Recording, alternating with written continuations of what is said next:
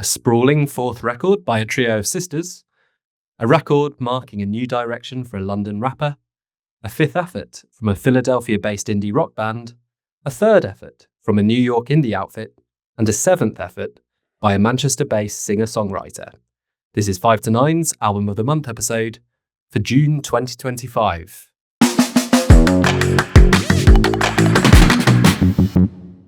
I'm Andrew Belt, editor of the 5 to 9 blog, and joining me is Karl Blakesley of New Music Central and Kiley Larsen, the founder of Santa Fe record label Mañana Records. So how are we doing, fellas? Good. Refreshed after summer off, or what feels like a bit of a summer off. Good for you. They'd be tired out from all the festivaling, to be fair, but yeah, good to hear. Yeah, that was the relaxing festival as opposed to Kiley's, which is like the hair pulling out, arranging the gigs.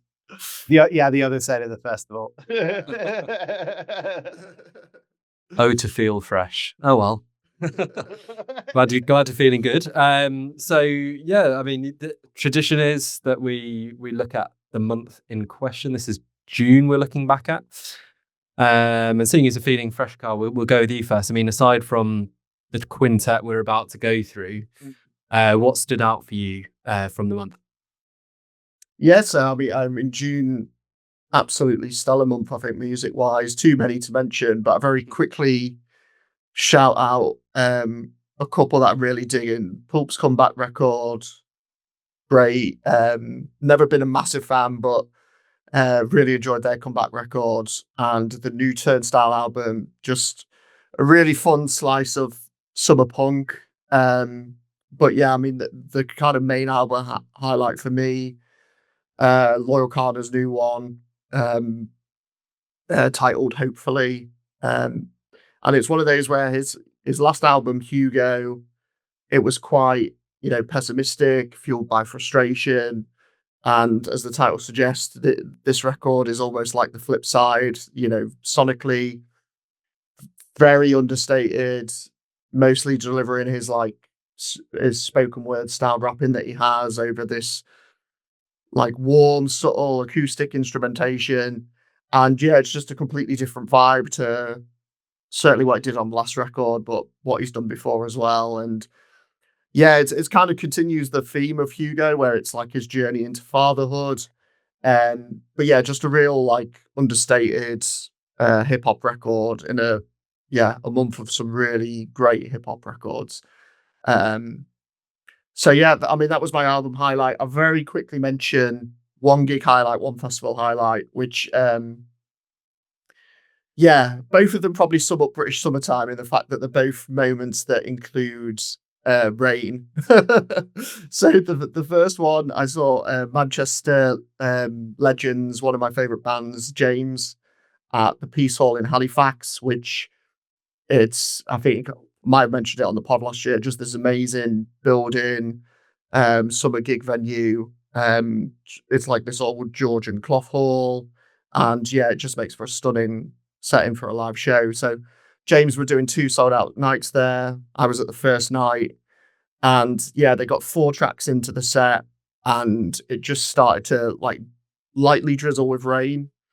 So yeah, Tim Booth kind of called an audible, turned to the rest of the band, and they launched into their song Sometimes, which, if you're not familiar with that song, it's filled with all this monsoon and storm imagery, and yeah, it's one of my favorite songs of theirs, but one of my favorite songs anyway. And yeah, just the rain coming down, everyone singing, the chorus back to him for about 10 minutes. It was just one of those really magical kind of live moments. And then the second one was my return to Donington Park for my second Download Festival, which, yeah, noticeable upgrade from my first experience last year. You'll probably know this, Andrew, but some of the, how do you call them, logistical elements, left a lot to be desired last time around. And on top of that, the one last time, it was just an absolute mud bath. People renaming it Drownload. It was very much a Drownload year.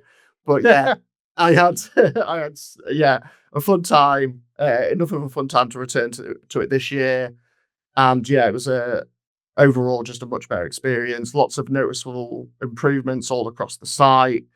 Stuff that I pointed out with the toilets, and having screens at some of the tents when they get really busy. That was all kind of like taken into account, which was good. And then the sun was also out all weekend, so that was really good. But yeah, in terms of the other rain highlight, there was lots of great sets across the weekend. But the one I'll mention is Friday headliners Green Day.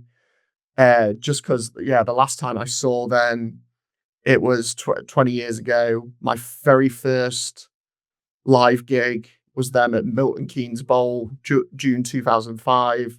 So it was literally almost 20 years to the. I'm very nerdy and track everything on setlist.fm. And I was like, what day of June was that? And it was literally almost 20 years to the day of that show. So as you can imagine, hugely nostalgic for that reason. But yeah, I've not seen them since that show, and it just took me right back. They're as great now as they were then. Even my partner Hannah, who has never been a Green Day fan, came away kind of fully converted. I think it was one of those 10 out of 10 rock show. Billy Joe emulating Freddie Mercury in the way that he conducted the crowd and everything like that. But yeah, very surreal moment towards the back end of the set where they started playing Wake Me Up When September Ends. And the very second, like it sounds unbelievable, but there's clips of it online. The very second Billy Joe started singing Here Comes the Rain Again, we got the faintest drizzle of rain like start out of nowhere. And it was just the right amount to make for this really magical moment, 100,000 people singing along to that song in the rain. And yeah, obviously seeing that band for the first time, like two decades later, it was just, yeah, a moment I'll cherish for a long time. So yeah, those were my 3 highlights from June. And they didn't use a machine for rain. No. It's not a conspiracy. We were fairly far back from the field, and there was like They've got a lot of money. Yeah. That's cool. That's cool. Yeah, Loyle Carner. I think that shows you just how many good records came out in June, because I'd almost forgotten, and I think I gave a little listen at during the month, but not so deeply. So that's one definitely to return to. So yes, there we go. A bit of British summertime. and over in Santa Fe, New Mexico, sun's been out. What are your highlights from June, Kiley? I don't believe I talked about this one on the last one. I'm going to cheat a little bit here because in my favorite records of the year so far, it came out May 30th, so I'm gonna consider it still good. But Amy Millen from Stars, her new solo album, I Went to Find You. It's only her second solo record. I want to say the other one was in the mid 2000s. And as much as you want to be at the forefront of cutting edge new releases, there's just something that I can never get enough of her voice, and just great lyrics, great vibes. So right now that's honestly been the record I've listened to the most this year. Amy Millen, shout out. The other ones that I'll briefly to Turnstile, as Karl mentioned, without question. We've talked about it a little bit in the chats. I think the backlash on the evolution of Turnstile is just hilarious and very misguided, and you can only do so much with the hardcore genre, and I think they've done a great job of growing up and changing their sound. Well, it still sounds like Turnstile, so I think it's hilarious. And then the other one, like to go way back, Legacy Act. I kept on joking about this being my June pick, but tracks 2, the Lost Albums by Bruce Springsteen, 7 unreleased records. And I've spent a lot of time in the last month with that one too. Some stronger than others, and I think I'm in agreement with most of the reviews that the LA Garage Sessions 83, which kind of ties Nebraska and Born in the USA together it's got the pop commercialism of Born in the USA, but the rawness of Nebraska. So it's kind of an interesting transition record. And then I love the Streets of Philadelphia sessions, which he did pretty much solo. This is 94, I want to say, and it was done with hip hop beat sample CDs and synths, and it's very unlike anything else Bruce Springsteen has done. So, with that, I really appreciate that one, because the boss with hip hop beats sounds like it shouldn't work, but it's pretty damn good. So, yeah, that 7 albums, that takes up a lot of time, and others I've gone back to more than the others. So, yeah. How long is that? Listen, the entire thing is 5.5 hours. Presume you haven't done it front to back in one sit. I haven't done it front to No, back. I pick one album, I listen to it, and then I come back to it. Yeah, like a normal listening. yeah. I can't. That's too much. I love the passion. Just, if it's packaged as one, I'm just intrigued whether that's seen as like boss edition listening or something. I don't know. I'm sure there are certain fans who would have done that. And... Yeah, they're all like, each one's so different from the other that it works out to, I guess, snack on them. Yes, very good. Snackable.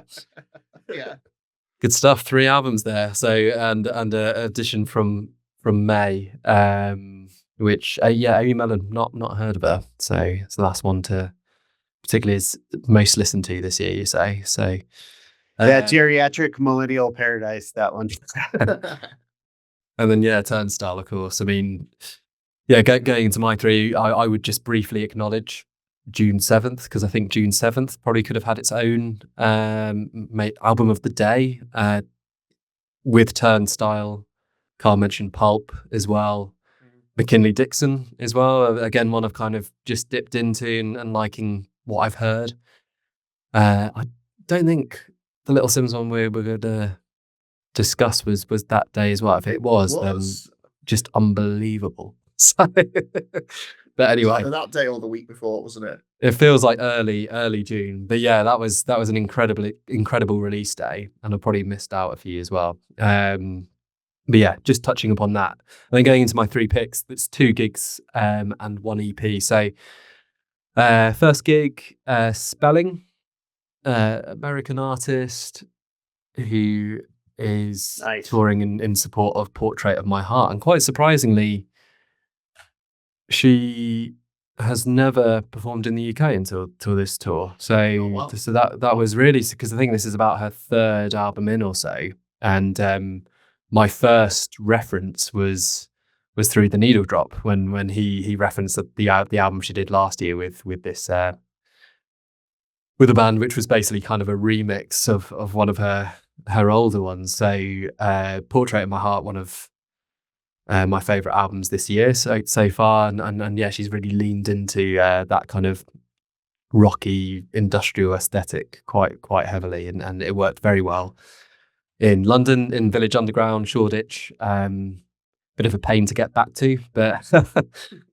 Shoreditch is not located brilliantly from where I live, but worth it. And yeah, and great to see that album live, essentially, because most of the songs were from that. There was a few older tracks, and yeah, hope she comes back. And then the other gig was part of the Meltdown Festival, which was curated by Little Simz this year. Last year, I think it was last year or the year before, it was Chaka Khan who curated, and I saw Sipo. This year, again, one of the undercard artists, but Kara Jackson. I would say Kara, but I noticed on her Instagram she specifically writes Kara in terms of phonetically. So Kara it is. And yeah, again, kind of drew a lot of praise from her. I think it was her album last year she brought out, Why Does the Earth Give Us People to Love? With her debut record, quite stripped back, acoustic guitar music, and which I enjoyed last year, and yeah, seeing her on there, I guess, and that in contrast to Village Underground at South Bank Centre is perfectly located, right next to my train. So more gigs there, please. And the Meltdown Festival is one I'll look out for every year. I did try and get Little Simz, but that went immediately for her closing set with an orchestra. And then the final music highlight of the month for me was the EP Alive in the Catacombs by Queens of the Stone Age. So obviously there was this whole kind of video performance, which was how they promoted it. A first performance in the Catacombs in Paris. They had to get city permission to do this. Something which Josh Homme has wanted to do for a long time. Not really sure why, but it works. So, and yeah, actually some of the backstory very interesting as well, because sort of shortly after that he had a very serious illness which had to be treated in hospital. But the EP itself is just really stunning. It's kind of the most beautiful I've ever heard Queens of the Stone Age, with these 6 tracks which kind of maraud through probably more of their latter discography, and actually brought into the spotlight tracks which maybe didn't shine as much on the records the first time around. I think particularly, I think it's Coloscopia from Like Clockwork. That in particular is just absolutely stunning, and there's also a great kind of mashup of Paper Machete with Running Joke as well, which kicks off the EP. So really, really great, lovely hushed instrumentation, and yeah, very different to anything they've kind of done before. So really loved it. So they were my highlights, and we now move on to our 5 albums which we've been listening to, so we can talk about them. So first we have A Sober Conversation by BC Camplight. This was the winner of our poll. I don't believe any of the others on the poll actually won a vote. So it was fairly comprehensive. Was my selection for the poll. BC. That's it. BC, everyone. What? But do we need to say any more? It's, so BC, no stranger to the pod. 2023. It was my, again, I think it won the poll. I don't think it was the first pick, but Last Rotation on Earth. I was probably the only one flying the flag for that album. You guys were big fans of, what is it? Kicking up a ball. I was thinking Digging Up a Hole, but yeah, class. I had the right syllables in my head, but not the right words. So thank you. And Daniel Labor digging the hole. Let's kick up a fuss. It's up a fuss, yeah. It's a bit more metaphorical, the BC version. But yeah, so I really enjoyed it. For me, it continued what is turning into, a really great discography of Brian Crescenzio's Manchester-based, New York-born and raised musician. New Jersey, is it? Okay, sorry. and yeah, backed by his band, and then on this record, we have I think it's just the one cameo, which is the song he does with Abigail Morris from The Last Dinner Party. So it's a brief listen at 35 minutes, 9 songs. I think to begin with, it was almost too brief until the songs kind of lodged themselves in my brain. But yeah, nothing sort of has surpassed Where You Taking My Baby, one of the lead tracks for this, which has quite a dark backstory about kind of forgiving his abuser from his childhood. learning to kind of move on, but one of the best licks since I'm Desperate in terms of the callback in that song. I just so catchy, and yeah, it feels like a quite important step for Brian as BC Camplight here, and yeah, but it's not a standout without the rest being very, very good as well. Two-Legged Dog is the song with Abigail Morris. Quite a surprising collaboration. I'm not sure I'd ever put the two together, but there we go. And we have talking about alcoholism and impact on a relationship, and essentially a sober conversation sort of refers to Brian now, I think 2 years being sober, so it must be since the last album run that he's done this, and clearly sort of cleaning out the kind of skeletons in his closet, to go Eminem about how I describe it. So what else is on here? The tent, I think, opens up quite dramatically, and I would say it's got all the hallmarks. If you're familiar with BC Camplight, it's got all the hallmarks in the sense of the drama in it, which verges upon kind of musical style music, and maybe in areas could be seen as a bit cheesy as well. You've got the kind of madcap lyrics in parts, like the reference to John Cleese in the title track, and just randomly revealing that he's not a fan of David Bowie, which is an incredibly brave thing to do. But yeah, he's dealing with a lot of his demons here, and I think there's just some really lovely musical touches. Like When I Make My First Million, I think the woodwind on that track is quite sort of Nick Drake style. You were talking about Bruce Springsteen. I actually found a bit of that track a bit Springsteen-like. Jersey, baby.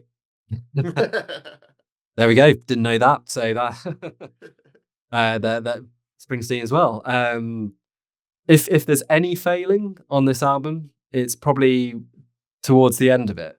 Where I feel like you got the first 1, 2, 3, 4, 5, which is just such a high level of music, and just love absolutely every single one of those. The next 3 are all very good, and then you have this kind of instrumental at the end, Leaving Camp 4X, which is quite good, I think, thematically for the album, bringing it to a close from where we begin at the tent. It's kind of this camping scene, which seems to be the kind of location hook for the record, but by that point it's kind of lost a bit of the momentum built up earlier, I would say, in the album. But having said that, I really do feel this is a step up from Last Rotation on Earth, and probably his best so far, and one which I really rate in my 2025 listening thus far. I'm getting a few nods from Karl, so I'll hand over to you to see whether the momentum continues. Yeah, I mean, as you mentioned, BC Camplight last time around. Yeah, for me, has always been an artist that I pigeonhole under easy to admire, hard to love. And yeah, his last record that we discussed on here, that record kind of summed my feelings up. There was some moments on there I really enjoyed. Obviously, Kick It Up a Fuss, still absolutely love that song, and others that were just too meandering, too unengaging. But yeah, I'd say he is finally starting to win me over. Saw him live for the first time in May at Get Together Festival in Sheffield, which I think I mentioned on here. Really enjoyed that performance. A lot of that pulled from this record. And now, diving into this one, he's delivered this really, hard-hitting, darkly dramatic indie rock record. And yeah, I mean, there's this quite disturbing personal story at the heart of it, as he, kind of relays like this, horrific kind of childhood trauma. But the way he navigates that subject is quite remarkable, I would say. It's never a burden to listen to. It's never too overwhelming. Instead, he turns it into this captivating piece of like audio theatre. Like you said, like, you know, got the nods to like musical kind of music in there. And yeah, it's elegantly and wittily written as his music always has been. Or that's always the thing that I've kind of like admired and respected about his work is, you know, there's no doubt he's a terrific storyteller. Um, Even when, you know, in this case, it's a difficult story to tell. But I think the noticeable difference for me um, is that in the fact that he's being so, you know, vulnerable and openly honest on the record, he's kind of stripped away all that additional, you know, pomp and experimentation that he's maybe leaned into a little too much for my taste in the past. That's kind of gone away a little bit on this record. And yeah, what you're left with is like this project that, you know, it's really intimate yet theatrical, darkly, very darkly comic, but also quite heartbreaking. And I think he gets the balance between those two ends of the spectrum and pitches it just right. So I mean, in terms of highlights, you know, you mentioned Two-Legged Dog. You couldn't see him and Abigail Morris, but I think if you look at, you know, the way he leans into the theatrics and like their music, I think it's actually quite a good fit. I think they play off each other quite well. Um, I'm also going to say I actually really like the back end of the record, but Bubbles in the Gasoline, just like that fantastic piano beat that runs right through it. Probably the closest maybe to Kicking Up a Fuss in the groove that it's got going on. You know, very uplifting. Obviously, musically uplifting, I'll say. Lyrically, extremely bleak for the most part when you think of, you know, what he's talking about. Obviously, there's that line halfway through the track where he flips it, where it's like, it's not too bad of a day out today. It's almost a bit like you know, the self-esteem one, the Deep Blue OK, where it's kind of like you start off with the bleakness and then by the end of it there's that moment of optimism. That's what it kind of reminded me of. But yeah, I just think it's an album to listen to front to back. I think rather than dip in, you know, it plays out a bit like this, you know, harrowing yet funny short story that you can't quite pull yourself away from. Still got that, you know, whimsiness that BC Camplight does so well. And yeah, I just think it's a very brave project, very well executed project. And, you know, as I said, he's had my admiration before, but now I'd say he's got my adoration as well. So yeah, great record. Lovely stuff. So yeah, a jump from the last record to this one on the pod. Kylie, have you also similarly been persuaded by the talents of BC Camplight on this record? Yeah, I agree that I think this is a much more compelling record than the last one. You touched on most of my thoughts. Yeah, I'm with you. I think I like Bubbles in the Gasoline as well, so I'd give it the first 6 tracks. First time I put this on, I was driving around in the car and I was like, "Oh, you son of a bitch! This is great! Oh my god!" And then yeah, the Rock Gently in Disorder, Drunk Talk, and then the instrumental. It loses me every time at that point. But yeah, my gosh, the first 6 songs and the Tent, what an opener with that fuzzy synth, just pulled me right in. And as much as I liked the last Dinner Party records, it was fun to hear Abigail Morris in a different setting on her guest feature. And I think she knocked it out of the park, as I guess that's a Yankeeism. But yeah, and then the other thing that I wanted to shout is I believe he self produced this. Yeah. It's just from a production mixing standpoint, it's a gorgeous record, and I think he does a really great job of bringing in all these little textures and stuff and making things come in and out. That it's really something else. You know, over and over, I felt this a little bit with the last album. I felt it a lot with this one. He just reminds me so much of Badly Drawn Boy. Um, and I think after the first two Badly Drawn Boy albums, uh, my experience with him was that it was hit or miss all on the same album. And even though this is much shorter track list than most of those Badly Drawn Boy records, it kind of has the same problems where some of the ideas I'm really into and some not so much. But yeah, I mean, this is a good. It's too much for an EP, but maybe not enough for records. But overall, I was really happy with it compared to my feelings going into it. That's great to hear. Yeah, I had my reservations based on last time, but there we go. Just shows that yeah, we can change our opinions record to record and sometimes an artist, and I think we've had that quite a few times. So glad that BC Camplight has done it this time round. Let's wait for a couple of years for the next one. So next we come to I Quit by HAIM. And this was Karl's pick. So yeah, you kick off the discussion. Yeah, so I mean, been a fan of the HAIM sisters since they started, really. Discovered them as they were kind of breaking out over here. They got a lot of coverage, I think, from, BBC Radio 1 at the time, when I was still listening to BBC Radio 1.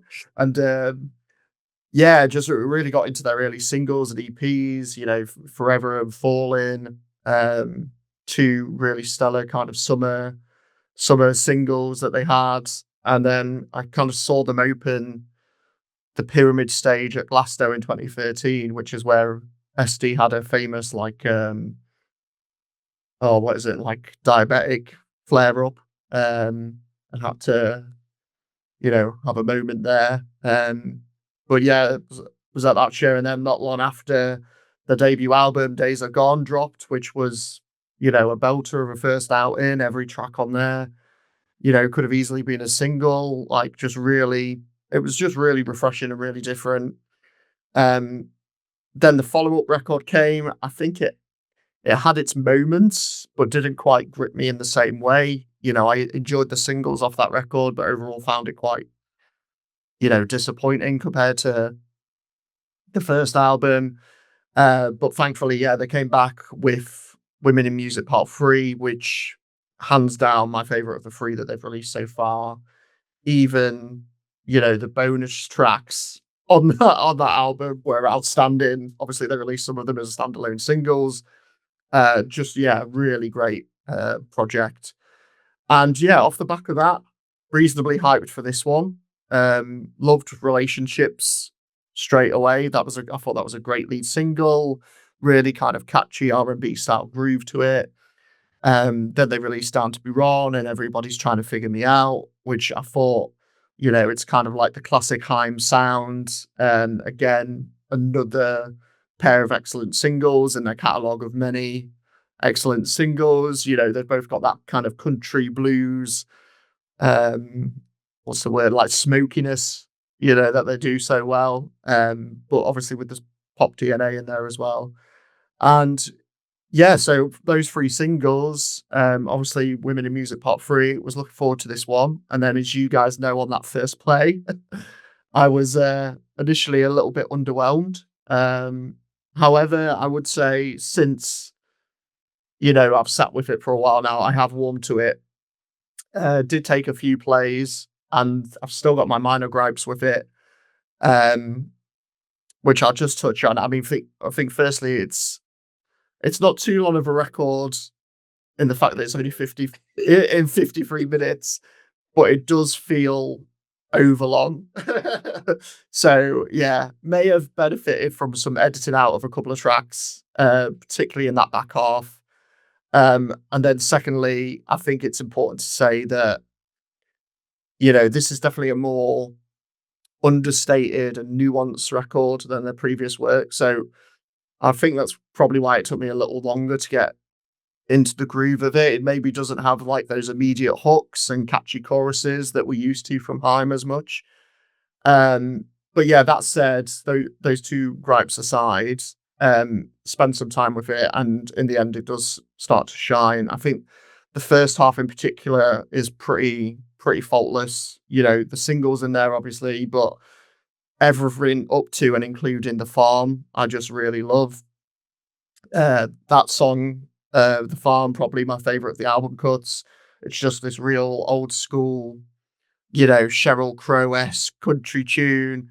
And then, yeah, as I mentioned, the second half a bit patchier.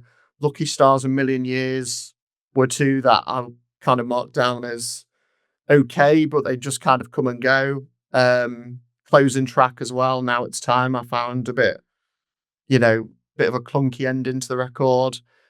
But yeah, there are also good moments in the back half too. I think, you know, the 4-track run from Everybody's Trying to Figure Me Out through to Try to Feel My Pain, you know, Spinning, another great song, Cry.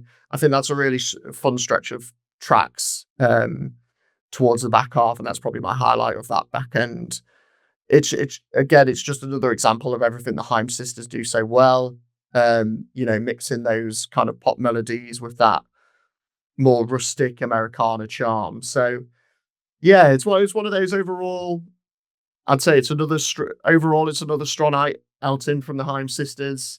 I think, obviously, yeah, not as good as its predecessor in Women in Music Part 3, but for me, you know, with a bit of time, there's more than enough great moments here to kind of forgive a few skips in the track list. So yeah, strong record. So yes, broadly positive. And I think, you know, you mentioned the chat. I think Kiley was the biggest fan in at least at the beginning, when we were sort of sharing our early thoughts. So is that still the case on this one? Yeah, I think I share a lot of the same sentiments as Karl on this record. You know, it is kind of lacking the hooks that you expect from them, but at the same time, it's, you know, it's fun to see, like listening to Days Are Gone and this back to back is just like, it's kind of shocking how much they've grown their sound. And, you know, credit to Danielle Haim and Rostam on the production on this record. Just in a weird way, like it being hookless, it does feel very current for pop music. To me, not necessarily the traditional hooks to roll you in, but more like the little montages that, you know, have the 10-second attention span feel. Yeah, I love this record, and you know, from, you know, playing with the George Michael Freedom on Gone, and, you know, the relationships still, I think that's probably the biggest single on the album, and, you know, the one that stands out the most. And it's funny that you mentioned the farm as well, because yeah, the Sheryl Crow, that really got me as well. But yeah, I'm as I kind of chimed in there, this record is just, it's almost an hour long, and that back half, it does kind of lose me every time, and I gotta skip through it. So yeah, a longer version of the BC Camplight record, where I do think, you know, the first half of this record is really good, and then the back half, I think I could leave some of it, but overall, it's really fun to watch them grow. And I would say that this is definitely not the record I would expect them to put out in 2025, and for that, I think it's awesome. It's a good curveball. So yeah, I think I'm probably not going to veer too much, you know, more positively, more negatively than what you've already shared. Really, I think broadly, again, enjoyed it. First one I've dived into. Always known their singles, but never really given the albums a go. So I was quite looking forward to giving this one a go. But clearly, quite a different direction they've taken with this, and you know, mentioning Rostam, who, Kylie, I know you particularly kind of cite as the loss of Vampire Weekend's kind of secret sauce, as it were, and I think the production on this is just excellent. There are so many different genre sort of covered here, I would say. And so it's not like what you typically expect in terms of the more kind of raw, you know, rock country pop kind of mesh, which you'd expect from HAIM, and where, you know, sometimes I think it really works, and it's nice that they've gone in this different direction. Other times, I'm probably sort of craving their more quintessential kind of output and sound, I suppose. And yeah, I would just echo. I mean, God and Relationships are probably the two best ones here. I also really like Take Me Back, and just, you know, all sorts going on that. We've got the xylophone in the second chorus, bit of harmonica, got the trumpet as well. That is, to me, that one is just so much fun. And I think, like I say, there's so much on here, whether it's genres, whether it's use of instruments, and it's all done kind of adequately in that sense, but whether it works for that particular song or not is the thing which, you know, makes some of them really stand out and others just kind of fill it out a bit. And certainly I would agree with the point that a bit of cutting would have, you know, really helped to make it a more cohesive effort. But yeah, really enjoyable kind of first full go on the HAIM train, I suppose.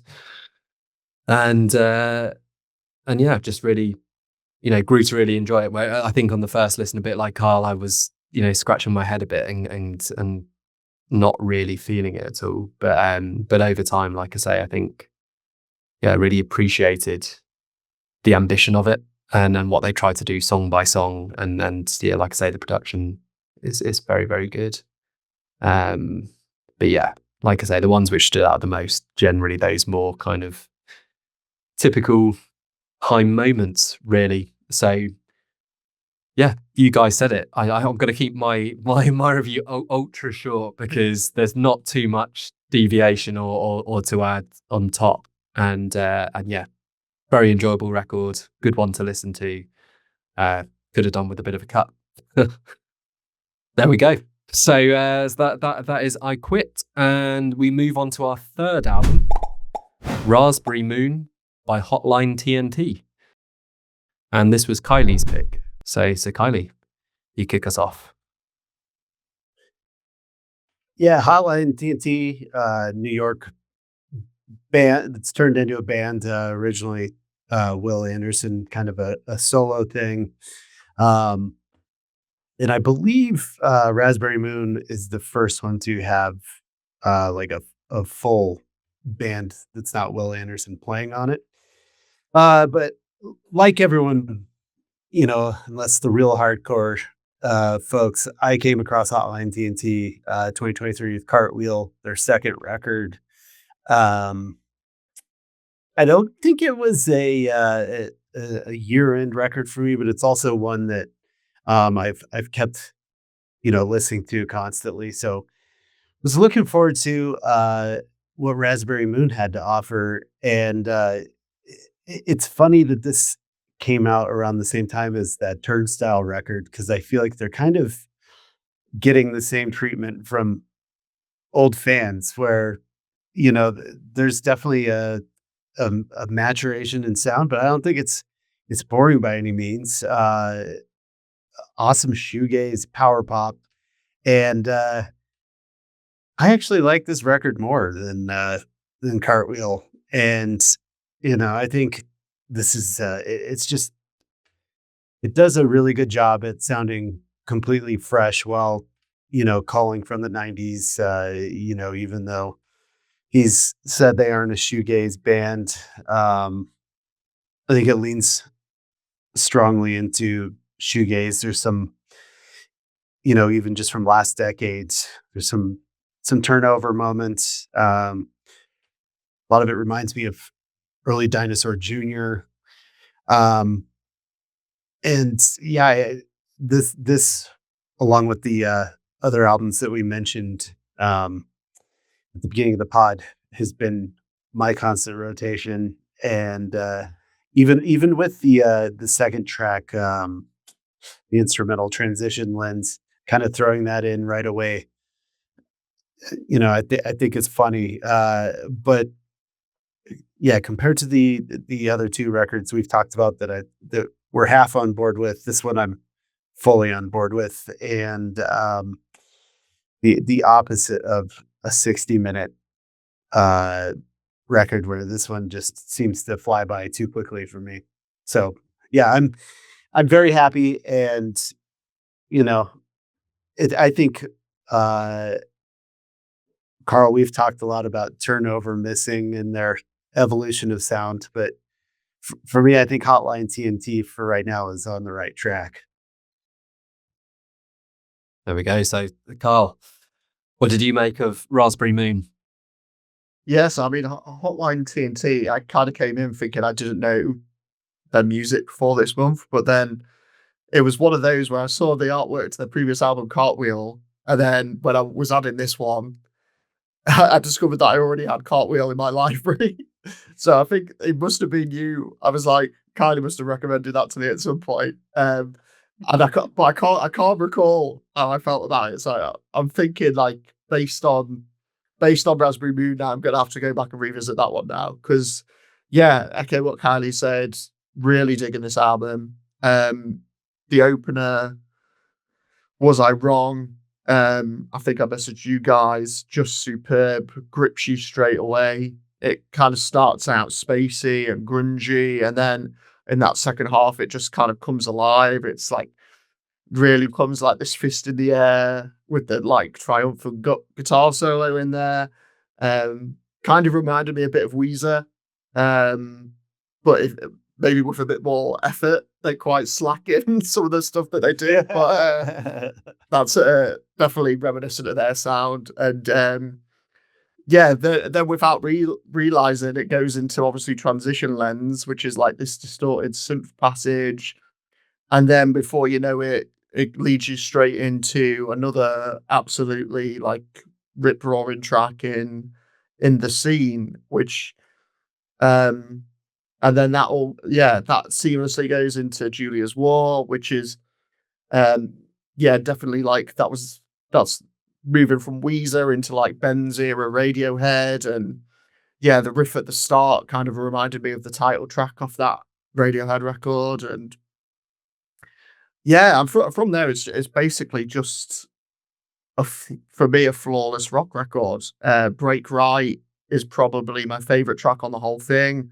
Got this great, central riff about it, those twinkly, pianos that come in, which, it's reminiscent of what we hear on, the recent Turnstile record. And that kind of, it's got like that summer sheen about it.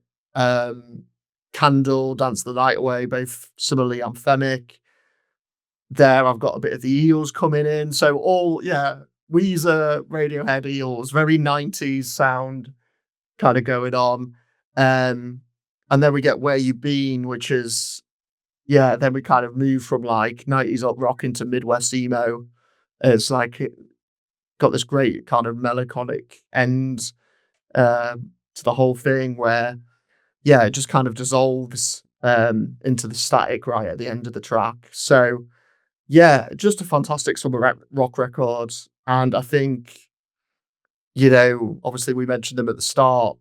Turnstile rightfully getting a lot of praise for Never Enough. And I would say this one is right up there with that record for me. I love the way it's seamlessly stitched together. There's never a dull moment across the 35 minutes, and plenty of like rich multi-layered instrumentation to sink your, I was going to say teeth, but your ears into as well. So yeah, big fan. And yeah, if you enjoyed that Turnstile record, I'd say definitely give this one a spin as well. Yes, the album cover of Cartwheel is really, it really sticks with you. Once you see it, just like with the yellow and the kind of jagged, like, I don't even know what it is. Are we all getting tattoos? I'm sure a few people have done that. It really, yeah, it really sort of, yeah, it's quite vivid. And yeah, I remember seeing it in a lot of end of year lists, but never, it was always on my kind of always massive like to-do list and never got to it. So this was a first opportunity to find out who Hotline TNT are. And yeah, I suppose like I maybe wasn't expecting this because certainly with the first track, I was getting a lot of Britpop feels from it. And I wasn't really kind of expecting a kind of British indie feel from the band. I thought it might be something different. But then I think the rest of the album is probably more in keeping with what they do. But yeah, was I wrong? Yeah, it's a great start. Scuzzy guitar. You know, it's the first 5 or 6 tracks as well. There seems to be a different woman's name kind of focus on, and I was like, is this the thing of this album? Like, you know, Julia's War, there's Julia, the scene, we've got Maxine is like the figurehead. I think in Was I Wrong, there's another name mentioned. And yeah, sadly that doesn't keep up because I quite like that little thread of just different women's names. And obviously there must be some story there. But yeah, it's the first half of the album where it really sings for me. So like I say, Was I Wrong? Great track. Transition Lens, yeah, you don't expect second track to be an instrumental and you know, quite an interesting segue, but in some ways I feel it just kind of blends into the end of Was I Wrong and the scene. So it makes it a nice cohesive kind of track. And then and the scene and Julia's War, they're the two which I love the most on this record. You know, it's so energetic in the scene. He's crying out for a sign of love from his lover, which is Maxine, as mentioned before. And you could just, yeah, really feel that energy before it winds down. Julia's War is very anthemic, quite triumphant in what it does. Slightly Beatles-like with the na na na na nah, which again I got like that British kind of influence. But yeah, it's their most direct and poppy moment on the album, and it really works. You then have Letter to Heaven, which, you know, there's bad associations here as well, but Red House Painters is what I got from that, and they're a band who, you know, I really loved back in the day. Let's not talk about the lead singer and his ills. And then, you know, Break Right, you know, just some interesting production touches. You've got a bit of piano in here and a lot of heartbreak. And so I mean, I think thematically it's that pining for a lover. It's relationship based. It's quite fixed to that. But I'd say that when you get towards the back end is when that kind of theme and the way it's delivered sort of loses a bit of its appeal. You know, for me, you know, the bottom end of the spectrum is If Time Flies, Dance the Night Away, and Lawnmower just didn't resonate, didn't sort of get going. But within this back end, you also have Candle, which really stands out in that section, and a great closer in Where You Been, which was referred to earlier. You know, and feeling comforted by new friendship, status, you know, not with the person they've been with before, so not losing that person completely. It's a very hopeful, kind of bittersweet moment to end this album, which is quite a journey. So yeah, really enjoyable kind of introduction to Hotline TNT. You know, this is what it's all about. It's not just going back to the same, artists I listen to, which I do, of course, but yeah, sort of through the pod, your recommendations always, just widens that library of music, and there's just so much of it out there, and this is really, band who, thing like you, Karl, would like to kind of go back to Cartwheel and sort of, because that one seems to be, an interesting what you say about the Turnstile reference, where like some of the fans from Cartwheel are maybe not digging this as much, but sort of, to have a comparison point and get to know Hotline TNT better. So yeah, another strong one.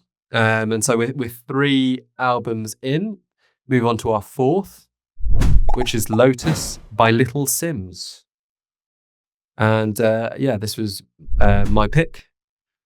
So, Little Simz, for me, just best rapper out there at the moment. And coming into this one from an exceptionally high bar, with 2022's No Thank You and 2021's Sometimes I Might Be Introvert. I would even add Grey Area from 2019, which for me was my entry point into Little Simz and her world, and is another fantastic album. So, where does she go next? Basically, a slightly longer run-in, this one. I mean, to go from 2 and 2 years with Simbi and No Thank You, you'd expect that, to be fair. I think she owed it to herself. But in between, a hell of a lot of turmoil. And also other albums which didn't see the light of day due to the ongoing legal dispute with Inflow and her previous producer, who is so synonymous with those previous 2 albums as well, and such a big part of just how epic they are from musically, and with kind of the live band aspect, and his wife Cleo Sol, singing on the choruses of a lot of the tracks as well. So this is it's a vulnerable moment for Little Simz. That's come across in the interviews surrounding this. There's almost like more about the story than the actual album here, and but then you can't separate the two, because then actually lyrically a lot of that turmoil is covered. So yeah, in comes the new producer on the album. I should have noted it because Miles Clinton James. Thank you, Miles Clinton James. He does a fantastic job here, because whilst it maybe isn't as maybe cinematic as Inflow's production flourishes on the last 2 records, what we have here is referenced I Quit by HAIM, all the different genres here. I think again there's just so much going on, and it's done so well, quite deftly. Like I say, it's maybe not as strident as the previous 2 records, but I think this is an album which takes a little while to really bed in, but when it does, I put this on a pedestal, up there with those previous 2. Maybe not quite hitting those heights, but to even get close, I think is pretty outstanding. And to make that such a run of fantastic records from Simz. So yeah, onto a few of the tracks in particular. He kicks off with Thief. Your Company, Going Down the Hill, Thank God I Never Signed No Deal. Inflow. Venomous opening track here, and it kind of continues that anger which was on the previous one and before all of this kicked off, and that was more at the industry at large on No Thank You. So you get that one. Then we got Flood coming in, which I was slightly ambivalent when it first came out. I love the drums on this, the tom drumming, and but I think I was kind of going, where's Simz here? It's so she's kind of like whispers her rapping here, but actually, in the context of the album, works really well. And there's, particularly at the beginning, there's so many change ups, because then you hit the one which is the most controversial and seems that a lot of people really dislike with Young, which reminds me of kind of an Eminem effort, in the sense of just going for a real palette cleanser and just going for something a bit fun and quite punky as well, which I think is quite cool. So yeah, I get why this is quite jarring for a lot of people listening. But I do think, you know, it's mercifully short. And actually in the context of the album works quite well and just keeps things quite varied and fluid. Because then I think from that point onwards, we go into a lot more contemplative, kind of more chilled kind of ambience. You know, you got Peace with Moses Sumney and Mira May, Soul Searching, you know, and there's a lot of those similar tracks on here, which kind of really pare it down a little bit and gets you on her level, but it's never not inviting or compelling in its own way.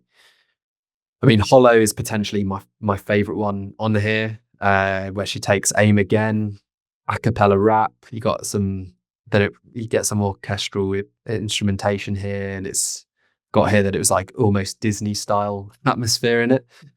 And then Blood featuring Wretch 32 and Cash is really quite fascinating lyrically and a kind of family drama wrapped up with Wretch as her brother in the track. And then talking about how they should, you know, take better care of their mother. An honest conversation. You know, if you want greener grass, you better water where you are. Things like that. I just, you know, I just love the thought which goes into it and the way she delivers. And then probably last shout out, Lotus featuring Michael Kiwanuka and Yusuf Days. Here it's just, I mean, Kiwanuka and Days, fantastic artists in their own right, but bringing the three of them together is just like super band territory. It's just, and it really works. And of course we got Sampha coming into the record as well, but you know, like I say, slightly more understated than where she's been and left things previously. But I just think this is a huge triumph really in the context of how this has come together, and like I say, just absolute props to the producer on pulling it together and making this, you know, sit comfortably up there with the very best of Simz's work and keeping her at the top of the tree for me. So always drawn to the nods, Karl. I've got to go to you. It feels like you want to jump in. So yeah, I mean, it's one of those. If you had to pick this one, Andrew, I certainly would have this one. So it's by far one of my most anticipated records of the year. Echo what you said. Simz coming off the back of like that legendary 3-album run. You know, last one being one of my albums of the year. So yeah, very high expectations heading into this one.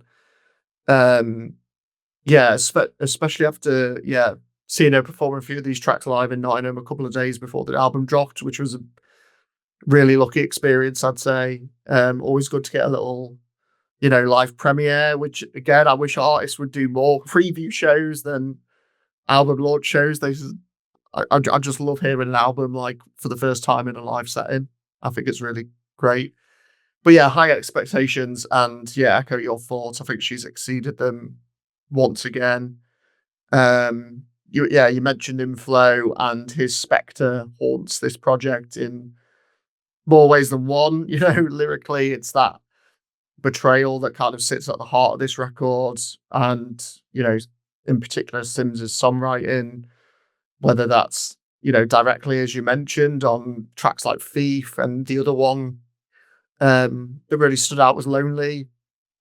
You know, similar to, it's funny the parallels with her and Self-Esteem in not just the release schedule, but similar, like watching the BBC thing with Little Simz. She was very honest as well about the pressure to follow up that, you know, a huge critical acclaim and the Mercury Prize, and you know, dealing with the writer's block. But on top of that, she had that additional pressure of, you know, not having a like songwriting partner with her in terms of Inflow. Like was it? I'm trying to remember which album it was on, but she compared them to De Niro and Scorsese on the last one, I think it was, and we know what happened to De Niro without Scorsese. So thankfully, that doesn't Simz doesn't follow that trend, but you can tell that was probably on her mind when she was making this record. But yeah, outside of the kind of lyrical content, you mentioned it, Andrew, his absence from the sonic tapestry of Sim's work is noticeable. It's a much more raw record.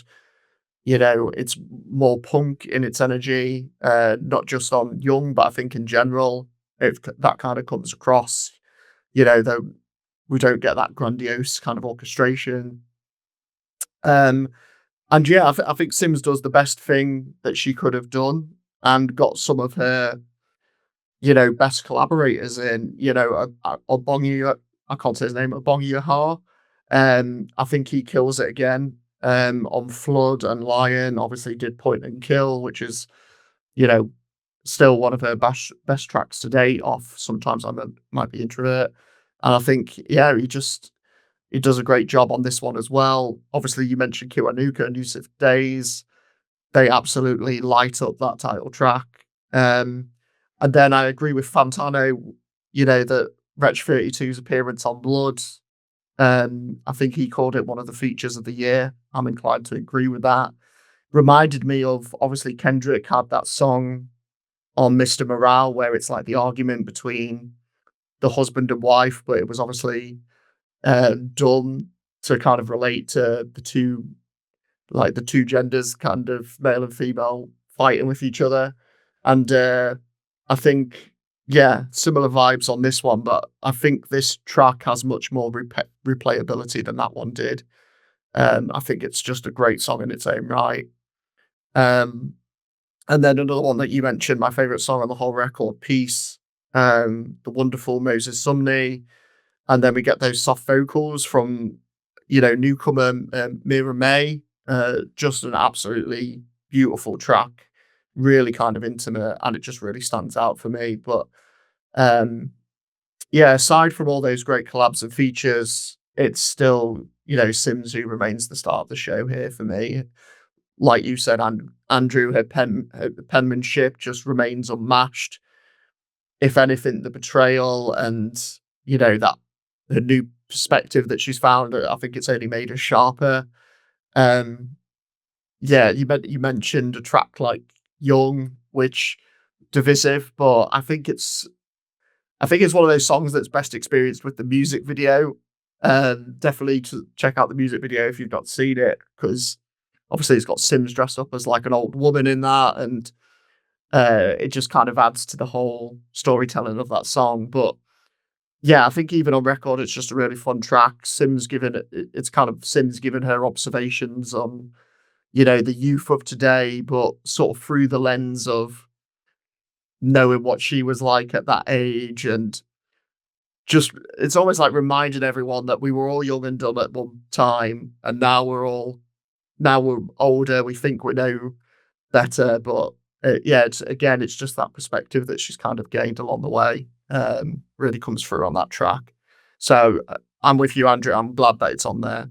I think it fits in really nicely with the record. So yeah, I mean, for me, I won't say too much more because I think you nailed it, Andrew. It's another year-end contender again from Simz. You could argue, yeah, it's maybe the weakest of her last four, but I mean, for me, it's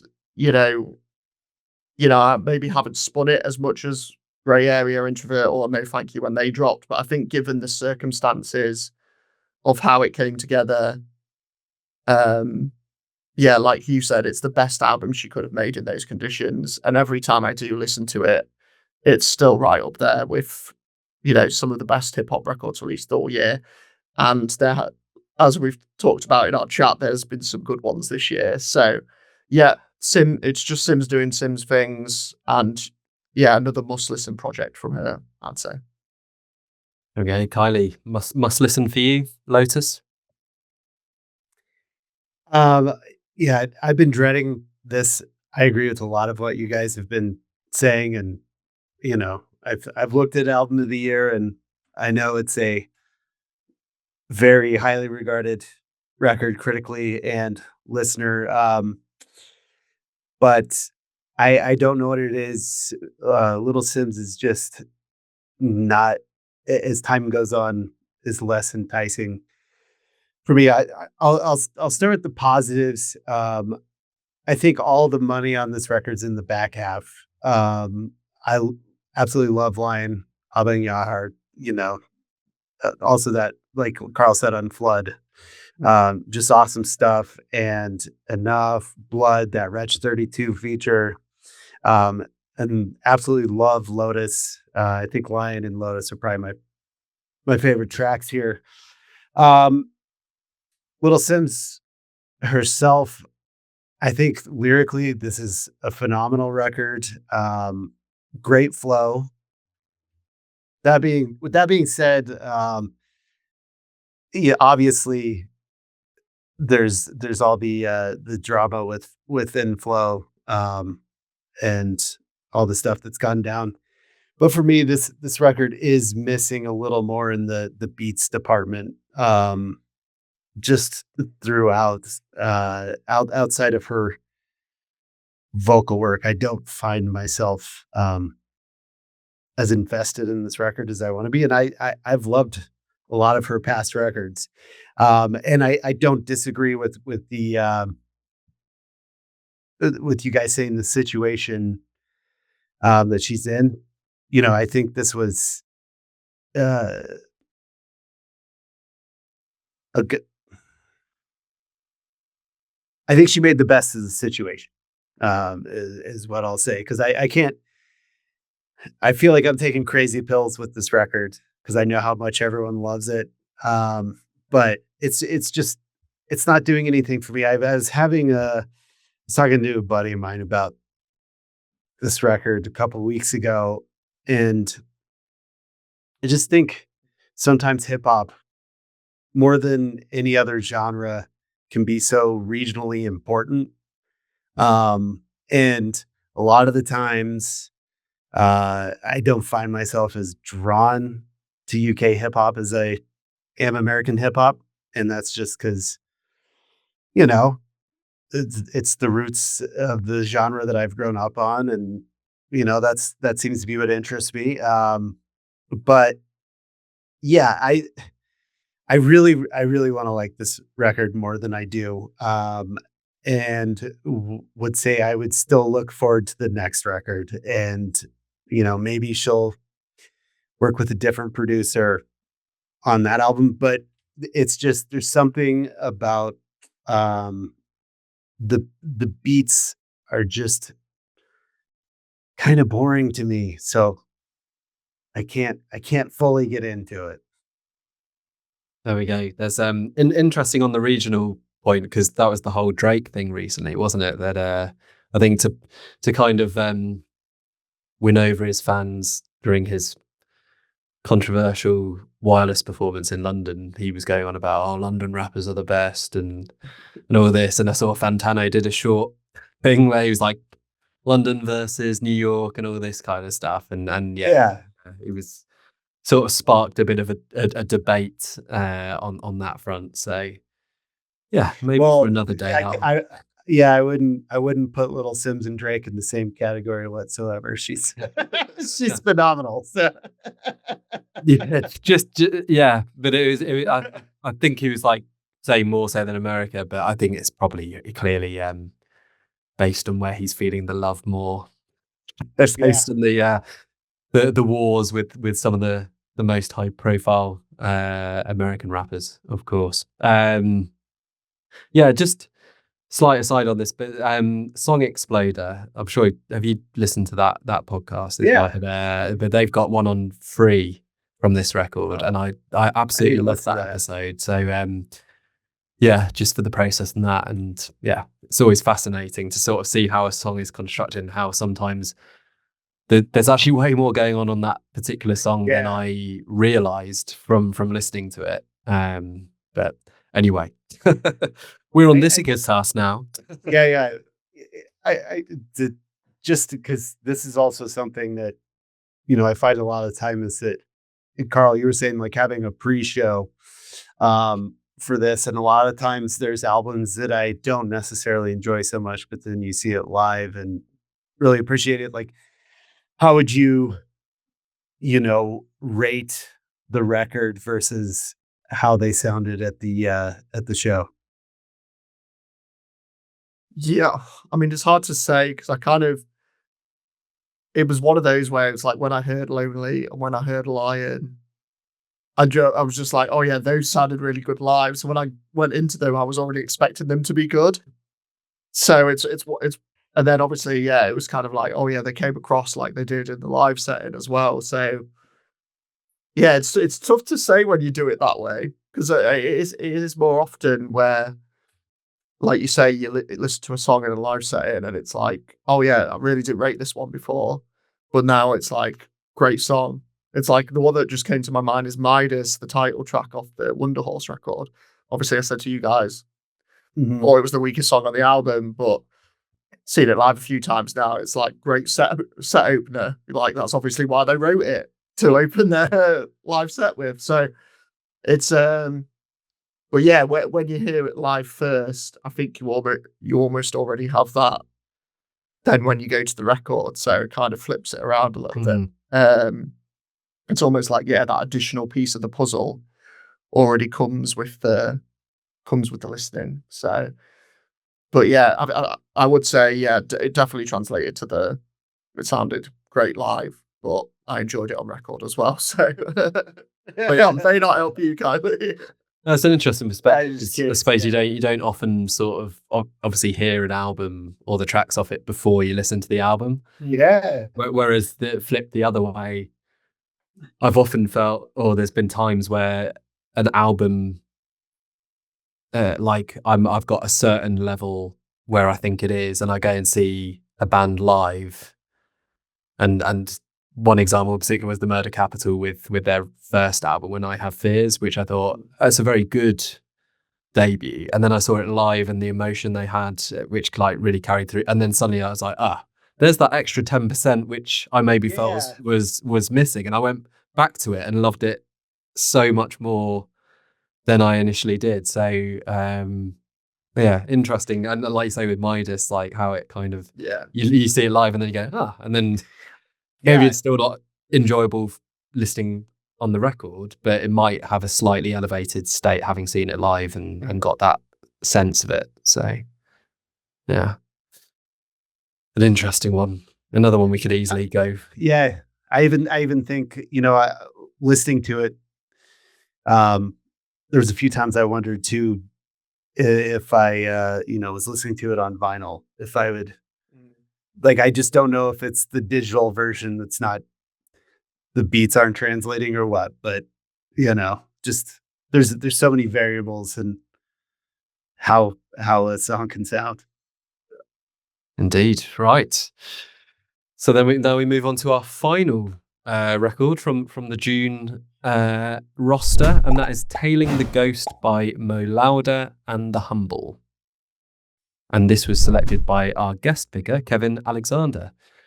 Kevin is an indie music writer and runs the On Repeat Records newsletter, which is a great read. So do sign up. But the thread through to top-notch lad. Top-notch lads. Yeah. Well, I was going to say the thread through to Kevin is through Kiley, who that's how made that connection in the first place, and then took part in the mid-decade review as well. So I think it's only right that we go to you first for this record, and what you think of Tailing the Ghost. I should have figured that I would introduce this one, and I don't know too much about Mo Lowda and The Humble. I know that if it's Mo Lowda or Mo Lowda, I think it's Lowda, but Mo Lowda. Yeah, obviously, I think 4 or 5 records in, Philly band, which in my book is always something that's going to pique my ears. They've, for almost 20 years now, have had an amazing music scene, and so yeah, Kevin, is one of those great guys that pulls something that you're not familiar with and makes you listen to it and hopefully find something that you're really into. And I think this is I started out really liking this record quite a bit, and I think my opinion's gone down the more I've listened to it. And I only say that because the latter day Kings of Leon comparisons are kind of inescapable. And, when I first, I think it's obvious from Fitzroy that, there's a lot of Kings of Leon elements. And whereas Kings of Leon frustrates the hell out of me because their first two records are so amazing. And the switch to mom rock, I don't know what they are. Hasn't been my thing. I don't even think I listened to the last record. But the more I've listened to this album, the more I can't separate it from it sounding like the latter day Kings of Leon. And Tailing the Ghost, I think it's a summer record, but not in your classic sugary sweet summer record. I think it's a lot of the I don't want to say vaporwave, but a lot of the blissed out instrumental electronic music that I like to listen to, especially this time of year. It has those elements to it. It's just like a really hot summer day, this record, so much so that you don't really want to move or do anything, a little laconic, and so I don't know, just listening to this record over and over, I kept on wanting there to be like an instrumental remix, a record of this. No offense to what's the frontman's name, because he's definitely not straight up aping Caleb Followell. Sometimes I do get some Peter Gabriel, which I think is great. But it's just it's a little samey in that third gear last 4 or 5 Kings of Leon records that just doesn't do it for me. So popped it in, was really into the idea, and that's just it's had diminishing returns, which kind of bums me out. Does it bum you out, Karl? How are you with Tailing the Ghost? Yeah, I mean, I'd say a little bit more positive, maybe, but despite as Kylie mentioned, them going for well over 12 years, not a band I knew anything about heading into this month. Never even heard the name before. Obviously, Kevin selected it, so one of those records that, as compared to the others, I had like no expectations at all going into this one, and yeah, I think I kind of landed that it's like a decent enough indie record. Obviously, I think I mentioned to you guys, I said Kinsley on straight away. Obviously, similar to you, Kylie, and yeah, that is the biggest touch point for me. So, Jordan Kayola, I've got down here as the front man. He's for me, he's like reminiscent of Caleb Followell pretty much at every turn. But I think for me, it's maybe a better Kinsley on record than some of their recent output. So if I kind of take it with that, I would argue with that. It's kind of like Kinsley on, but I kind of liked it a bit more. But it's I'd just say it's like an easy listening indie record. There's no frills about it, and I think it's one of those albums that I can kind of put on, and it's quite enjoyable front to back. There's no glaring horrors in amongst the track list, but at the same time, never completely blows you away either. It kind of just stays in that good kind of range. But yeah, in terms of the tracks, big fan of Canary. With that was the only time they deviate from Kings of Leon. There's some like real strong Foles style guitars coming in on that track, which obviously I'm going to be here all day for those. 731 I thought was a really nice track. Got that kind of groovy bass work going on. And then the other ones I've mentioned here, To Keep Sailing in the Dark, a bit of a stroke style, bit of a stroke style stomp of that track. And then the one which was probably my favorite is the title track right at the end. You know, it's 6 minutes and it kind of journeys through everything that up until that point the band have done well across the album. And I think the final 2 minutes of that song in particular are just really quite blissful and nice to listen to. So yeah, I mean, not much more else to say over what Kiley said. I think it's a good, solid enough record without obviously being a great one. I think we've kind of mentioned before, we're all quite familiar with indie music these days, so it takes something special to really knock us off our feet from that genre. Yeah. But this one, it did have a warm familiarity to it. You know, with the bands that it emulated, which for me made it an enjoyable listen. So yeah, I'd say a reasonable thumbs up from me. You know, if I need a kind of non-taxing, easy listening indie record to listen to, I think I'd consider turning this one on again. So Yeah, I'm on the same page. So, yeah, it's I think the things which stand out the most for me are the lyrics. I think they're very compelling, very interesting. Yeah, a lot of relationship type lyrics, but also, you know, songs like The Painter, which kind of refers to writer's block and kind of believing in yourself as a creative force. So I think the ideas here are very strong throughout, whether it's lyrically or how they want to go about it. You know, whilst I don't think the song is all that great, I respect what they do with Sarah's Got Big Plans, where it's basically just 3 verses, boom, done.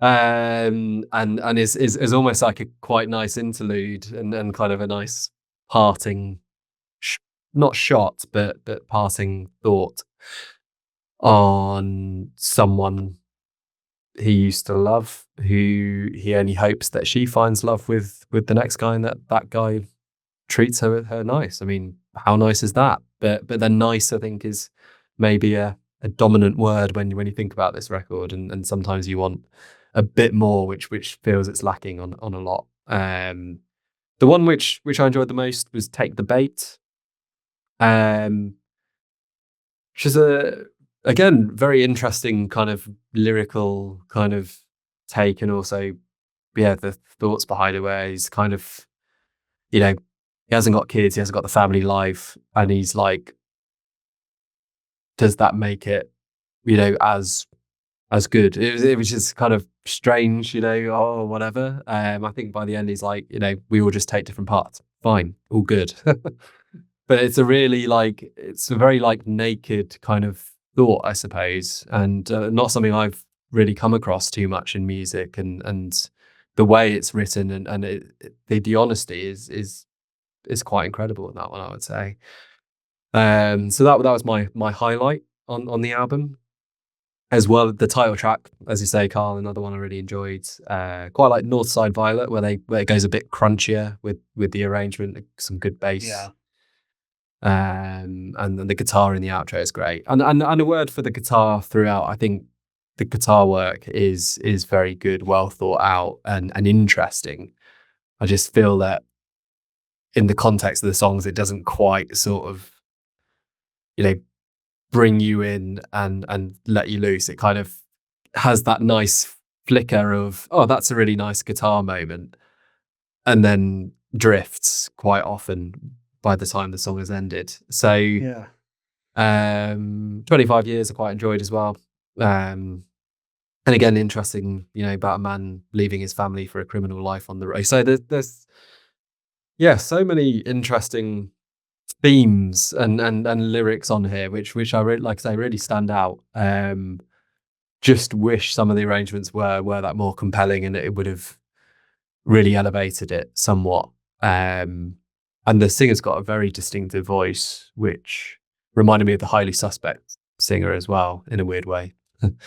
But yeah, band, yeah, I'd be interested to sort of see what else they come up with. A good shout from a band who, yeah, as you guys have said, 12 years they've been going. This is about their 5th record, but never come across our path, and that sometimes shows the music which maybe doesn't cross the pond or get more international exposure. And it's nice to have an artist like that to, you know, with no preconceptions and just dive straight in.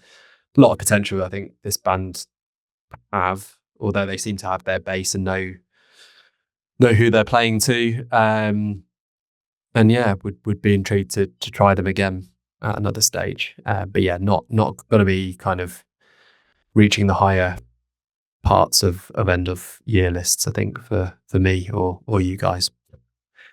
So yeah, decent.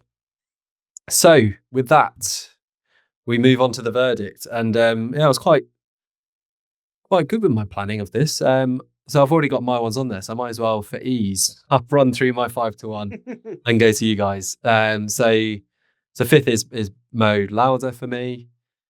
4th, I have Hotline TNT. 3rd, HAIM. 2nd, BC Camplight, and my June album of the month is Lotus by Little Simz. For I think, because we're going to get something a bit different. Kiley, I'll go to you next. Mo Lowda 5, Little Simz 4, BC Camplight. Which, if you would have told me ahead of time that I'd be putting BC Camplight ahead of Little Simz, I wouldn't believe you. And then HAIM and Hotline TNT is number 1. Okay, I thought it would change it up. We've got I'm sure 4 Karl will even it artists. back out. Sorry? Karl's going to even it back out. I know it. Well, we've got 4 artists on the same amount of points, so it's all on you, Karl. It's not Mo Lowda, but yeah, go on. Yeah, I mean, mine's pretty much identical to yours, Andrew, bar one different one. So I've got Mo Lowda 5. Then I've got HAIM in 4th. There's the difference. And then it was really tough between these top 3 because I've got them pretty much the same, very different vibes. But Hotline TNT in 3rd, BC Camplight in 2nd, and then number 1, Lotus by Lil Simz. Yeah, Simz. So the difference there makes it a win for Little Simz with Lotus. So congratulations. Coming back from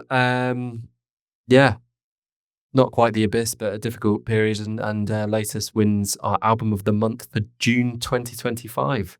Bit of a roller coaster that that scoring then, I got to say, and yeah.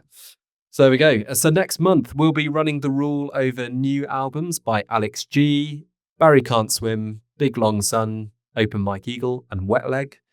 And look out for our poll to decide the final selection for our August pod. As ever, you can stay up to date with what we're up to by following 5 to 9 on Instagram, New Music Central via @Karl Blakesley, via Instagram and Threads, and Mama Mañana Records via @Mama Mañana Records on Instagram. Thanks for listening.